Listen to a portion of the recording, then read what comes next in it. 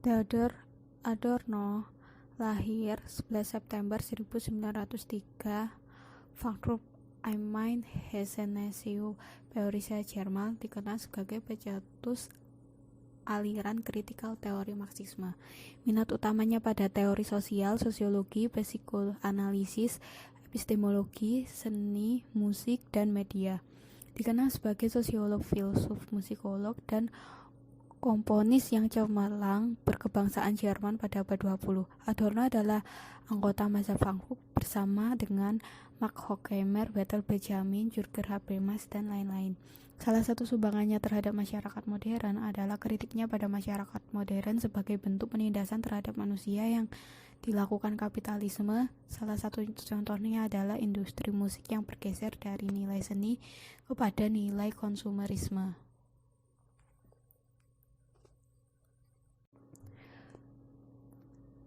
Sekolah Frankfurt School adalah pusat penelitian interdisipliner yang terkait dengan Universitas Frankfurt di Jerman dan bertanggung jawab atas pendirian dan berbagai lintasan teori kritis dalam humaniora kontemporer dan ilmu sosial.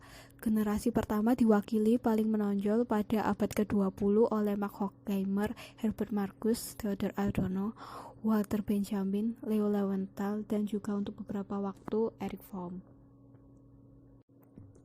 Dilema usaha manusia rasional merupakan konsep pemikiran dari Max Horkheimer dan Theodor Adorno. Konsep pertama menjelaskan tentang teori kritis, konsep kedua menjelaskan tentang usaha manusia rasional yang gagal.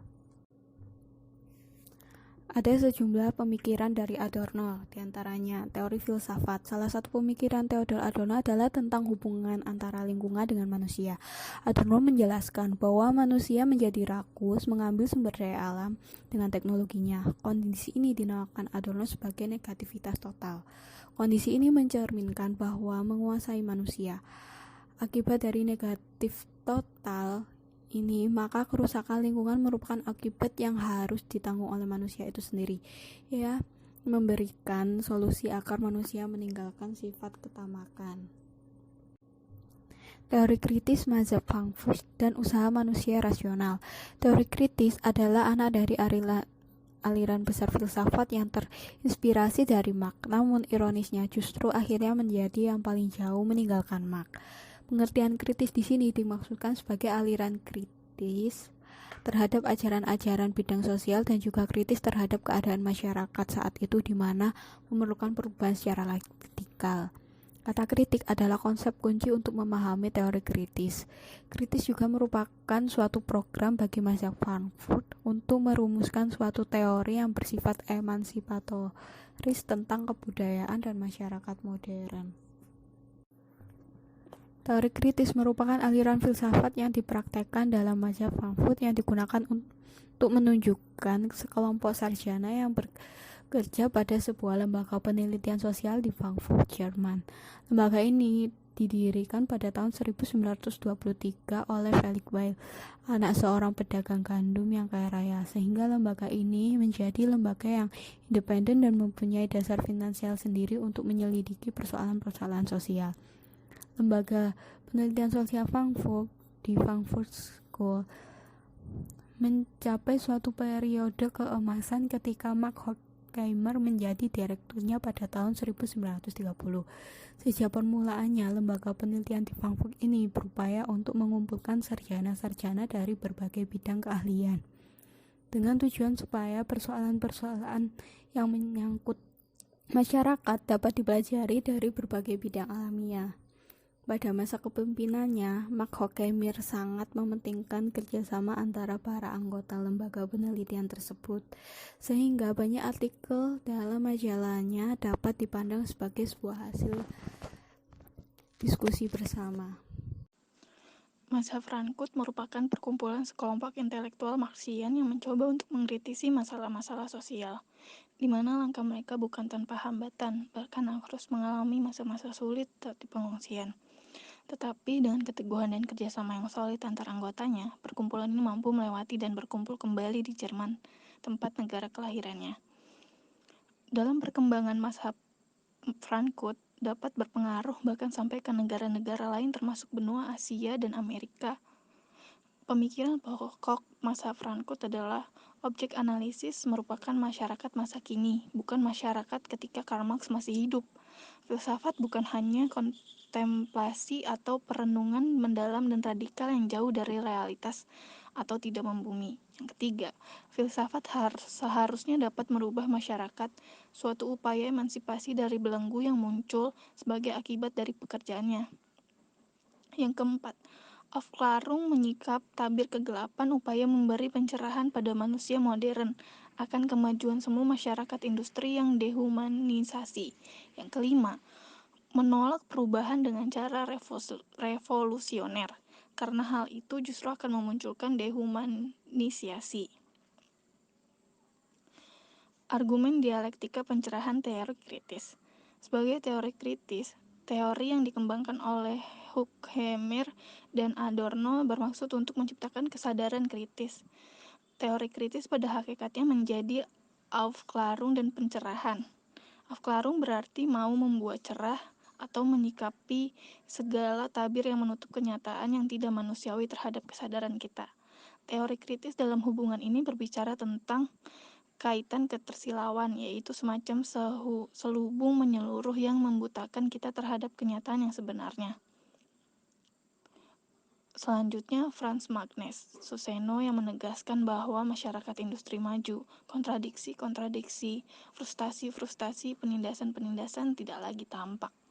Semua segi kehidupan masyarakat menimbulkan kesan bahwa semuanya baik adanya, semua kebutuhan dapat dipuaskan, semua efisien, produksi, lancar dan bermanfaat. Semua kesan semua itu harus dibuka, sehingga muncullah istilah totalitas yang ingin dibuka. Teori kritis hendak memberikan sesuatu yang lain, bukan berupa pencerminan tidak memihak kepada masyarakat, tetapi yang terpenting ialah menimbulkan kesadaran bahwa suatu filsafat masyarakat tanpa penyelidikan empirik hanya akan menghasilkan kerangka pemikiran yang hampa, yang tidak memberikan keinsyafan ataupun mengenai struktur masyarakat yang ada. Tetapi sebaliknya, penyelidikan empiris akan merupakan kegiatan yang sia-sia apabila tidak disertai dengan kerangka kefilsafatan yang mewadahi serta memberi makna pada penyelidik tersebut. Dengan demikian, teori kritis yang pertama adalah menyadarkan para penyelidik bahwa penyelidikan terikat masyarakat pada dua hal, yaitu pertama mendapatkan kerangka tujuan serta pengertian-pengertiannya dari masyarakat, dan pada gilirannya dapat menopang masyarakat yang bersangkutan dengan hasil-hasil penyelidikannya.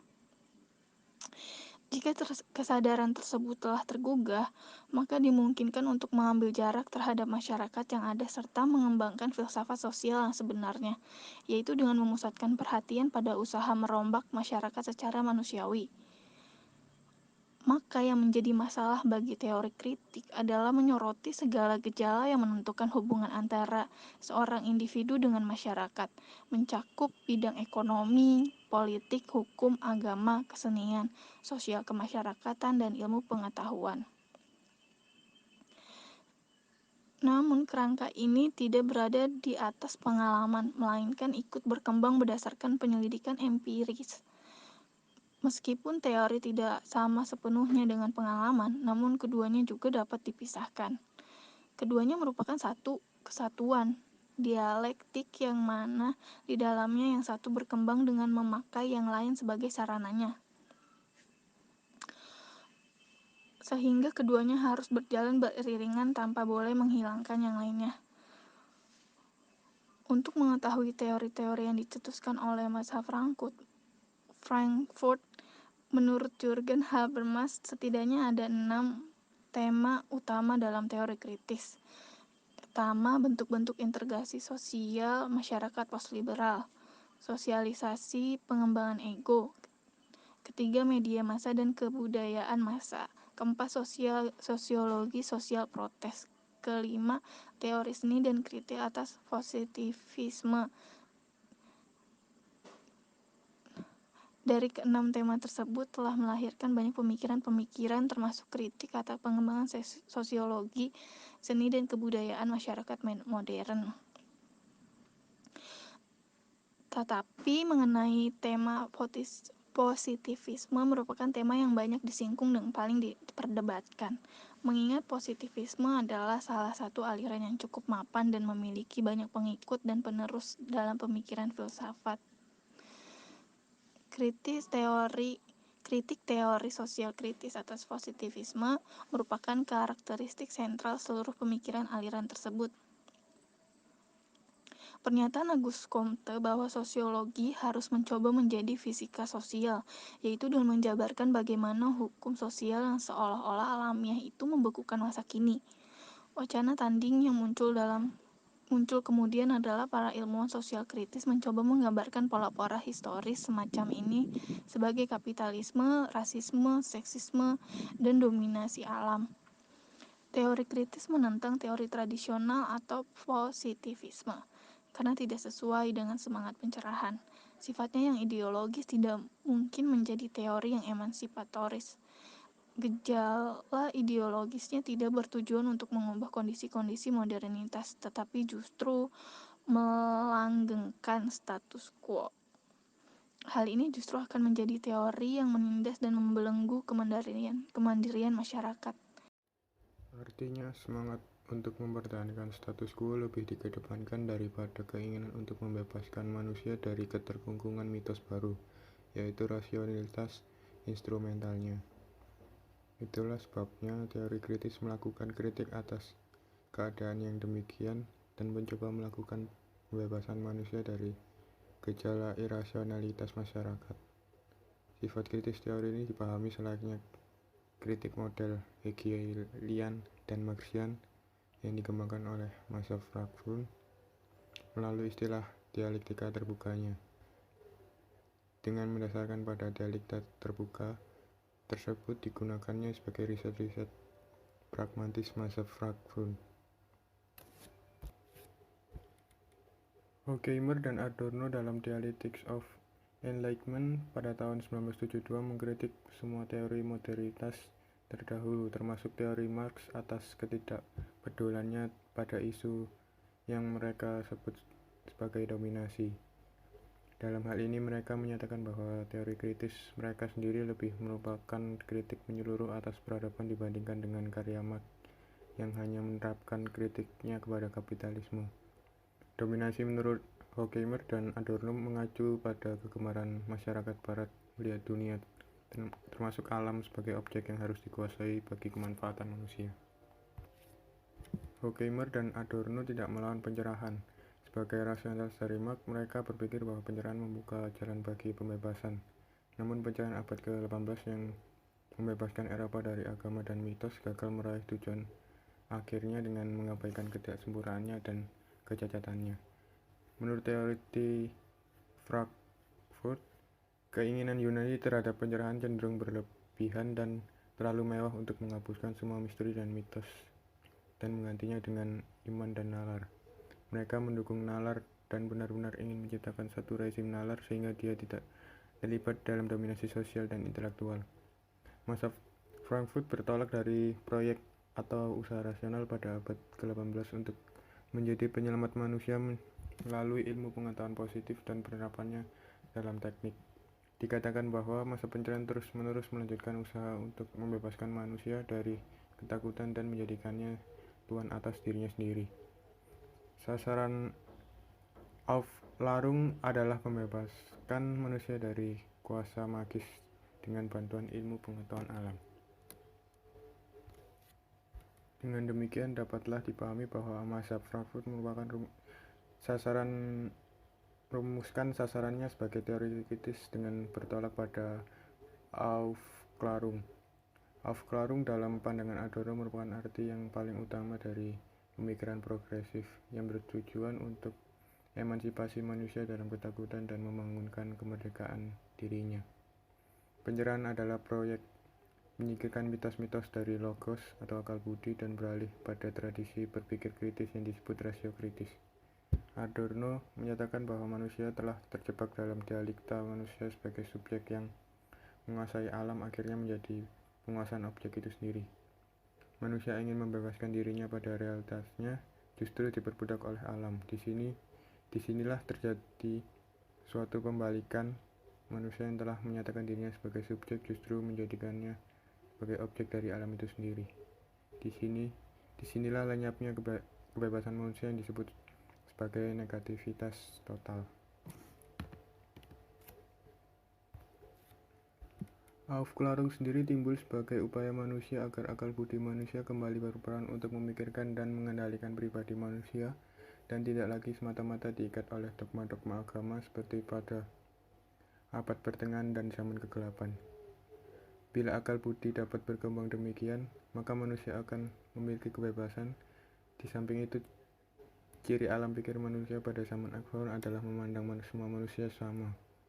Oleh karena itu, alam pikir tidak dapat menerima pandangan tentang status atau kekuasaan yang terbawa oleh keturunan. Mazhab Frankfurt ingin mengkritik rasio teknik industrial dalam masyarakat pasca industri sebab menurut mereka rasio seperti itu sudah tidak sesuai dengan tuntutan serta tujuan rasio yang sebenarnya. Mereka ingin membantu teori yang mengkritik struktur dan konfigurasi masyarakat aktual sebagai akibat dari suatu pemahaman yang keliru atas rasio. Hal ini tentu saja mengandaikan bahwa mereka mempunyai suatu ide tentang suatu rasio yang orisinil dan fundamental sebagai titik acuan untuk merumuskan kelemahan-kelemahan masyarakat industri dan berbagai macam gejala yang terdapat dalam seluruh tatanan sosial. Mereka menjelaskan semua itu dengan bertolak pada pemahaman tentang rasio dewasa ini, yaitu rasional teknik instrumental. Di dalam mazhab Frankfurt, banyak ilmu pengetahuan yang diusahakan secara berhubungan. Hal yang demikian telah memainkan peran yang cukup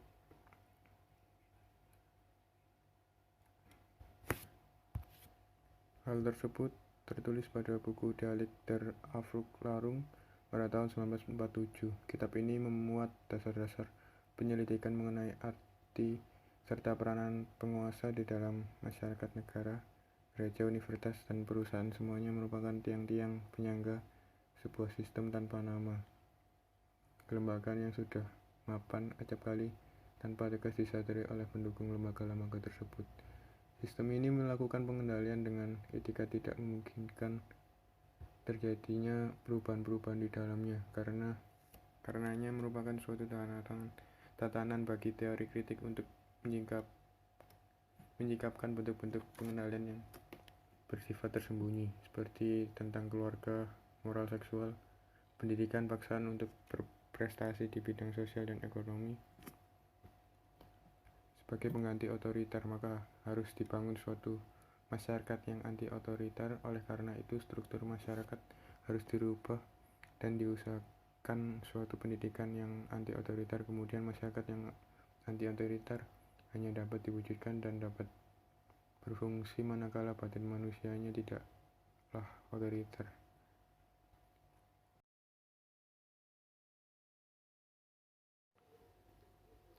Negativitas total. Negativitas total merupakan pemikiran dari Theodor Adorno. Yang dewasa ini, Adorno telah melihat banyak masyarakat yang telah kehilangan jati dirinya, dikarenakan masyarakat telah terperangkap oleh pola tingkah laku pasar. Uang dan modal telah menggantikan nilai pada diri masyarakat. Manusia yang berperan sebagai subjek sudah dinilai tidak penting, bahkan manusia beralih menjadi objek dalam pola tingkah laku pasar yang atau dinilai memiliki derajat dengan nilai uang dan modal. Hal tersebut merupakan suatu bentuk negativitas total. Jalan untuk mengatasinya yaitu dengan teori kritisnya negatif dialektik. Kesadaran dan rasionalitas manusia harus segera diatasi untuk melawan keadaan itu. Kesadaran dan rasionalitas tersebut yang bersifat kompromi terhadap situasi masyarakat yang ada dinilai mengkhianati hakikat dan fungsi kritisnya untuk membawa pencerahan. Secara konkret, Adorno menekankan kesadaran yang anti-sistem dan yang curiga terhadap setiap ideologi. Setiap sistem ideologinya telah memenjarakan manusia secara tidak sadar dalam mekanisme berfungsinya sistem ideologi itu. Manusia menjadi hamba dalam sistem dan ideologi. Kesimpulan, Adorno dengan masa Frankfurt telah terjebak dalam pesimisme. Mereka tidak menemukan solusi real bagi upaya melepaskan belenggu negatif total yang menimpa masyarakat modern. Adorno mencoba mengurai beberapa persoalan kontemporer dan mencoba memecahkan persoalan tersebut. Walau tidak sepenuhnya berhasil, hal itu diakui oleh Adorno karena tembok besar yang kokoh selalu menghadang, yaitu kapitalisme. Kapitalisme menurutnya yang mengarah manusia ke instrumentalis, yaitu akal Buddhis jauh berperan sebagai alat netral yang mengarah pada kegunaan. Adorno menyebut ada dialektika usaha manusia rasional, yang berarti bahwa manusia mau tidak mau harus selalu berada pada ketegangan dialektis antara mitos dan pengertian rasional, sehingga usaha manusia rasional tak mampu menghilangkan mitos. Kemudian Adorno memunculkan dilema usaha manusia rasional, atau tidak mengembangkan pikiran untuk mungkin menjadi rasional. Manusia ternyata tetap terjerumus dalam irasional. Akhirnya manusia menemui jalan buntu berupa keirasionalan itu. Hal tersebut merupakan negativitas total yang menjadi salah satu fokus pemikiran Adorno.